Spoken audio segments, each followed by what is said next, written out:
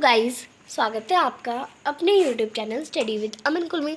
आज हम लाए हैं शिक्षा निदेशालय राष्ट्रीय राजधानी क्षेत्र दिल्ली की कार्यपत्रिक नंबर 17 जो कि क्लास 8 के बच्चों के लिए विषय आपका हिंदी है। और हम वही चैप्टर अपना बस की यात्रा कंटिन्यू करेंगे, जिसकी डेट है आपको 15 सितंबर 2021। आप अपना नाम और अपनी कक्षा अध्यापक का नाम लिखेंगे। आइए बच्चों, आज हम व्यंग बस की यात्रा का तीसरा भाग पढ़ते हैं। तो इंजन सचमुच स्टार्ट हो गया। जब वो बस में बैठते हैं तो उधर देखते हैं कि इंजन स्टार्ट हो गया, ऐसे जैसे सारी बस ही इंजन है और हम बीच इंजन के भीतर बैठे हैं। यानी इंजन स्टार्ट हुआ तो पूरी बस हिल गई और ऐसा लग रहा था कि पूरी बस ही इंजन है और वो इंजन के अंदर ही बैठे हैं। कांच बहुत कम बचे थे, यानी जो खिड़कियों में कांच थे बहुत कम बचे थे। जो बचे थे उनसे हमें बचना था, यानी जो उनमें बचे हुए कांच थे उनसे उन्हें बचना था, क्योंकि थोड़े बहुत कांच थे वो उन पर गिर भी सकते थे। हम फ़ौरन खिड़की से दूर सरक गए, यानी अगर खिड़की के पास रहते तो कांच लग जाते। इंजन चल रहा था, हमें लग रहा था कि हमारी सीट के नीचे इंजन है। यानी इंजन जब चल रहा था तो पूरी जो बस थी वो हिल रही थी। पूरी बस हिल रही थी तो उन्हें लग रहा था कि इंजन उनकी सीट के नीचे, क्योंकि उनकी पूरी सीट हिली जा रही थी।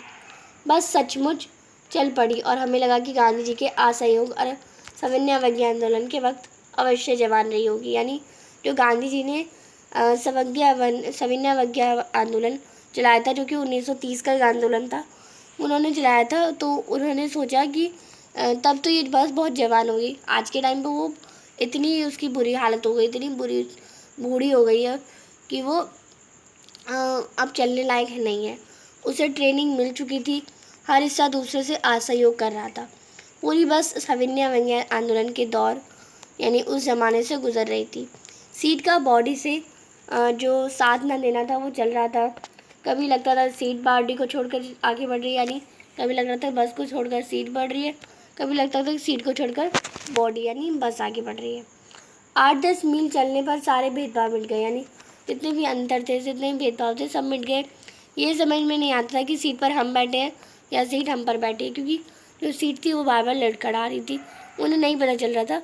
ये भी एक उन्होंने व्यंग के रूप में बताया गया है। अब आपको ये जो गद्यांश दे रखा है कुछ शब्द भी है, उनके अर्थ जान लेते हैं। नए शब्द जैसे सविनय अवज्ञा आंदोलन, ये गांधी जी द्वारा चलाया गया 1930 का एक आंदोलन है। ट्रेनिंग यानी सीख, दौर यानी ज़माना, असहयोग यानी साथ न देना, भेदभाव यानी अंतर। तो ये आपका हो जाएगा। अब गद्यांश के आधार पर आपको इन क्वेश्चंस के आंसर करने हैं। पहला क्वेश्चन है, ऐसे जैसे सारी बस ही इंजन है और हम इंजन के भीतर बैठे हैं, लेखक को ऐसा क्यों लगा? तो आप इसका आंसर करेंगे, लेखक जैसे ही बस में बैठा और बस का इंजन स्टार्ट हुआ तो बस के इंजन की शोर और कंपन से पूरी बस हिलने लगी। बस के इंजन का शोर पूरी बस में गूंज रहा था और बस की खिड़कियां के शीशे बुरी तरह हिल रहे थे। इन सब कारणों से लेखक को लगा जैसे सारी बस ही इंजन है और हम इंजन के भीतर बैठे हैं। प्रश्न नंबर 2 है, सविनय अवज्ञा आंदोलन 1930 में महात्मा गांधी के नेतृत्व में अंग्रेजी सरकार में असहयोग और स्वाधीनता प्राप्त करने के लिए किया गया था। इसमें अंग्रेजी सरकार के साथ असहयोग ना करने की भावना थी। लेखक ने सविनय अवज्ञा का उपयोग बस के संदर्भ में क्यों किया है, समझाकर बताइए।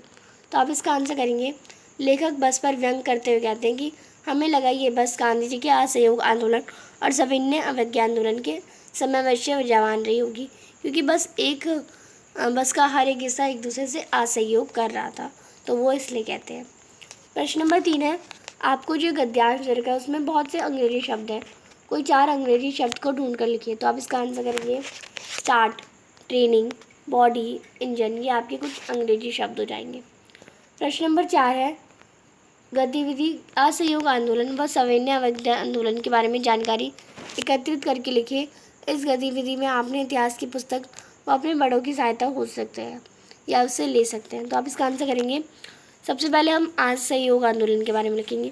ये 1920 से 1922 के बीच महात्मा गांधी तथा भारतीय राष्ट्रीय कांग्रेस के नेतृत्व में असहयोग आंदोलन चलाया गया, जिसने भारतीय स्वतंत्रता आंदोलन को एक नई जागृति प्रदान की।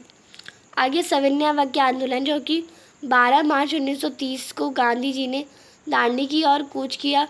200 मील की यात्रा पैदल चलकर 24 दिन में पूरी की गई। 6 अप्रैल 1930 को प्रातः काल के बाद महात्मा गांधी ने समुद्र तट पर नमक बनाकर नमक कानून को भंग किया। यहीं से सविनय अवज्ञा आंदोलन की शुरुआत हुई।